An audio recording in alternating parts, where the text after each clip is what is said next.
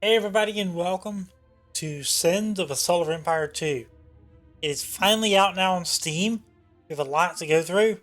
There are single player modes, there's multiplayer modes, there's all this sort of good stuff. There's LAN modes, modding, and there's more coming.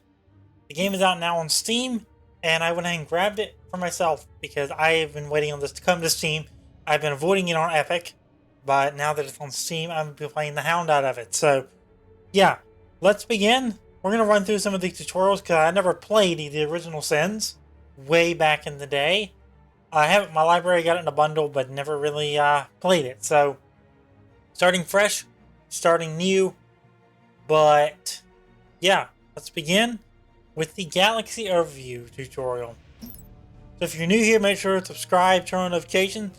I'll be doing this quite often during the next few weeks, probably 2 or 3 episodes a week, with obviously the usual World of the Galaxies, Norland, and Cataclysmo, and a few other games sprinkled in there as well before a really busy September. Starting to get the logistics worked out for September, but it's going to be a pretty big thing with a huge stream on Friday, September 6th, with more details on that soon.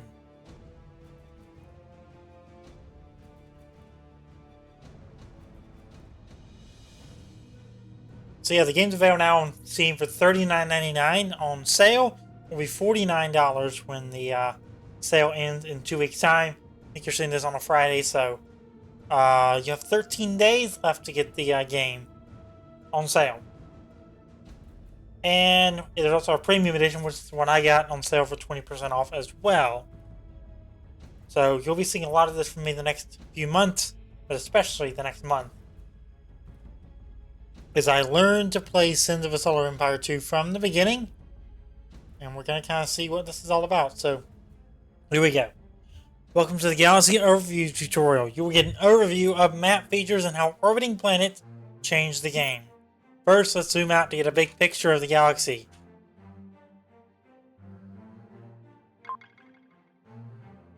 You should be seeing your home planet now. Notice that it has indicators to differentiate it from other normal planets. You will notice that your home planet is connected to other unexplored planets. These connections are called phase lanes. Your ships will travel along these connections to get to other planets. Jesus Christ. You will start surrounded by unexplored planets. The beginning of the game will involve discovering what planets are next to you. These undiscovered planets are indicated by the icon below. Normally, you will start a new game with scouts that will start exploring on their own immediately.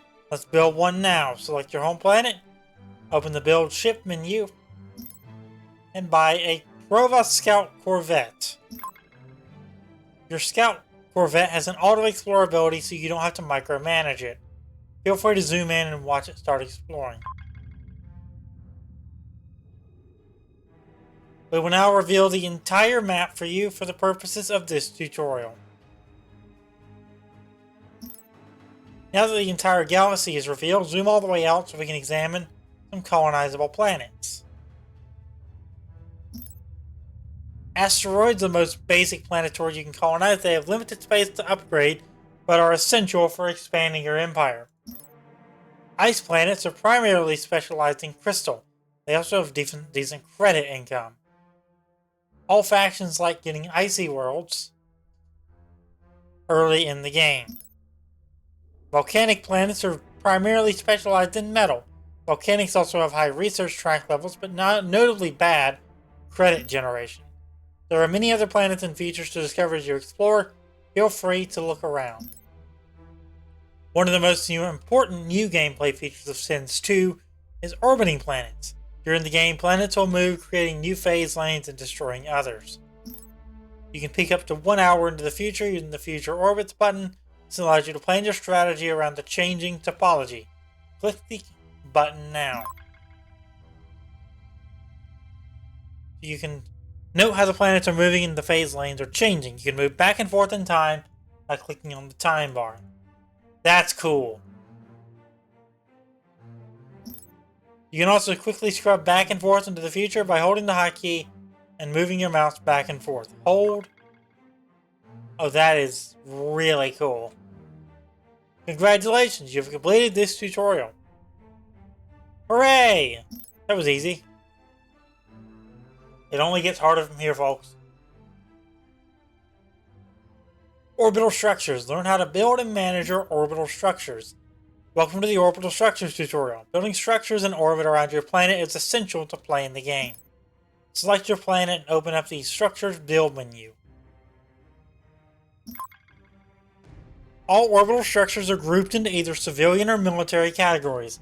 Here we have outlined all civilian structures. Orbital structures cost slots to place in orbit. You can see the planet's current slot usage above the structure button.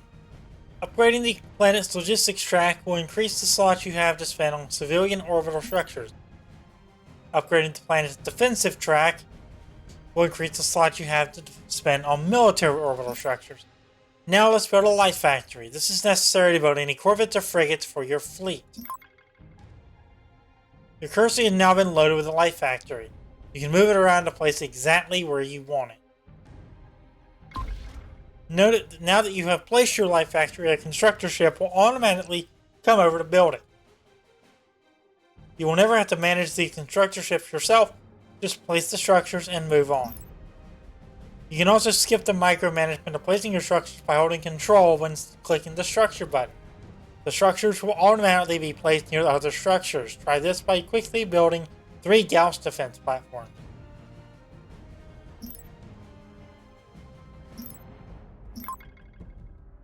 You can quickly remove instant scuttle, queued, or structures under construction by right-clicking the structure button. You can also move your orbital structures to adapt to changing phase lane due to orbiting planet. Click the Rotate Structures button on the Advanced Planet menu. Move your mouse to see the new structure position.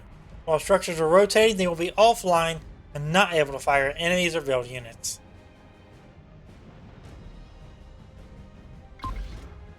Congratulations, you have completed this tutorial.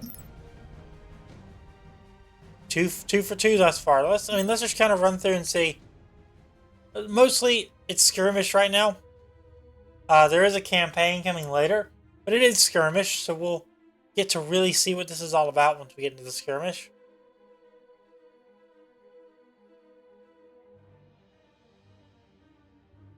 I'll probably play a 2-player once we get through the tutorials here in a few days. Alright, unit controls. Learn the basics of controlling units in your empire. Welcome to basic unit controls. First, we will begin interacting with units.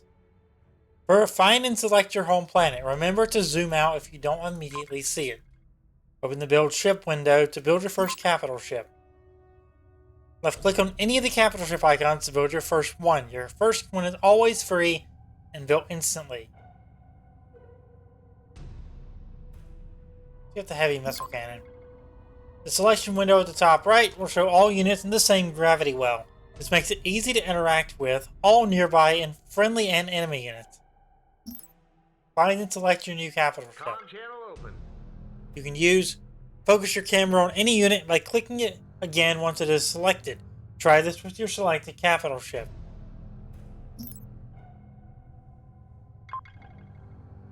Give your capital ship a move order. Let's see, let's move it that way. All capital ships have 3 core and 1 ultimate ability that are unlocked as the capital ship gains experience gained in combat. Pressing the yellow arrow above an ability will level it up. All capital ships can be further customized with ship item. These are powerful items that are unlocked with research, acquired from minor factions, or discovered from other special sources. Click an empty ship item slot to open up the item window and purchase any available item to install it on your capital ship. Fleet Essentials. Welcome to Fleet Essentials, Commander. Fleets make building and managing ships across your empire much easier.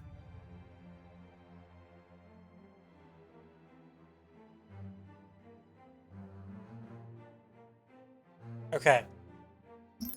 All fleets can be managed from the bookmark window at the top left of the HUD. These windows can also be used to bookmark planets, but for now, let's focus on fleets. You will always typically start the game with a fleet auto-created unless you have it disabled in setting. We have disabled your auto-created fleet for this tutorial only. Add your first fleet now. A fleet can be selected by, like any other unit, by left-clicking. Select your newly added fleet. Selecting a fleet will always bring up the ship build window. Here you can see what your current fleet composition is. Otherwise, this looks the same as building any factory or planet, but is much more powerful. All fleet build requests will choose factories best suited to meet these requests based on a number of factors including distance and production backlog. Simply queue up ships to build and your subordinates will handle the rest. You'll never worry about searching for your ship factories again. Let's get your new fleet organized. Make sure you still have your fleet selected. Click any of the capital ship buttons in the ship build window and the ship will automatically join the fleet and move to its location. Ready for battle. Times of war. A fleet with just one ship isn't much of a fleet at all, though. Let's support your capital ship with some Cobalt Light frigates. While your light frigates are building, you can inspect where they are being constructed on the tooltip. Hover over the selected build IQ icon in the tooltip will display which planets are fulfilling your orders. So Macon. For now, we will speed up the construction of your light frigates so you aren't waiting around for too long. But we now show you how to quickly split off and create new fleet. First, select all of your newly built light frigates from the window. Fleet created. If you zoom out, you will see both fleets with the home planet icon. You can easily manage or merge fleets together by left-clicking the icon of one fleet and dragging it down. I don't know. Then right-clicking the okay. I've got ahead of myself, so we're gonna left-click and right-click. There we go. Fleet deployment acknowledged. Fleets are controllable like any other unit. By default, they travel quickly to other gravity wells without waiting for other ships. To make them jump together, right-click the Move button. By default, fleets will attack everything in their gravity well. You can change this behavior by clicking the Engagement Range button inside the Attack button.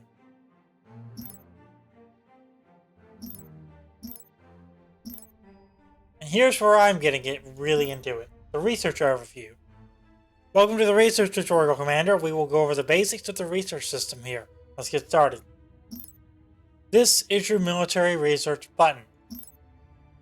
Whoa.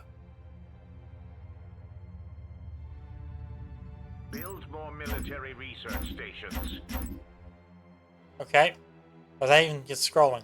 You'll see the number 0 on it. This number represents your Empire's military research points, of which you currently have 0. Let's resolve that.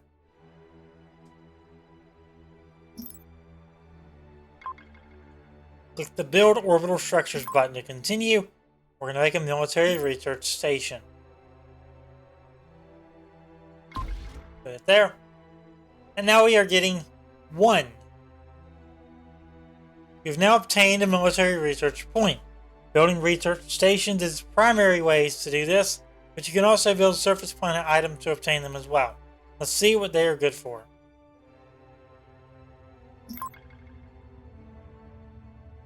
This is the military research window, which contains all the military research that your empire is capable of. It is quite expansive, and in some screen resolutions you may need to scroll down to see it all. This is your tier tree. Unlocking each level makes the tiered research subjects available for purchase.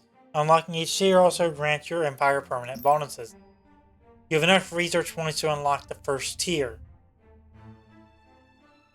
Click it to begin unlocking it. While the tier is unlocked, you can equip any research in that tier's research column. Research basic provisioning to continue.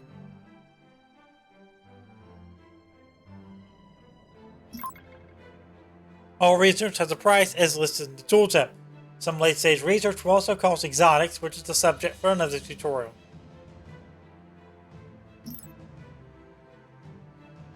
Some research topics have prerequisites shown by arrows from previous tiles. If no arrow can be drawn, a triangle appears in the top left corner. Topics that unlock ships, ship items, or planet items have a key icon in the bottom right. If you have research in progress, you will see the research queue at the bottom. You can click and drag tiles to reorganize the research order.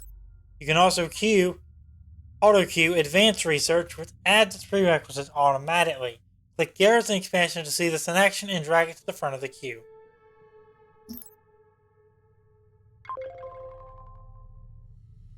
This button toggles a more compressed view. There you go. Okay.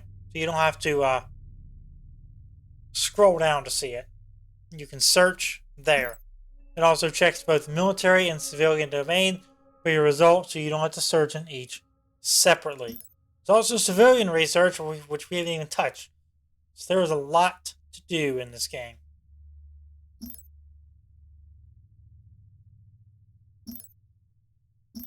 You've completed the research tutorial, Commander. Congratulations. And with that, that's the end of our first episode of Sins of a Solar Empire 2. So if you enjoyed, make sure to drop a like on it, subscribe, turn on notification, and I'll see you next time where we will do the other half of these 11 tutorials before we move into a 2-player game on Agamemnon's Bounty. It's going to be the plan here. So yeah, that's going to do it. I'll see you next time for more. Thanks for watching.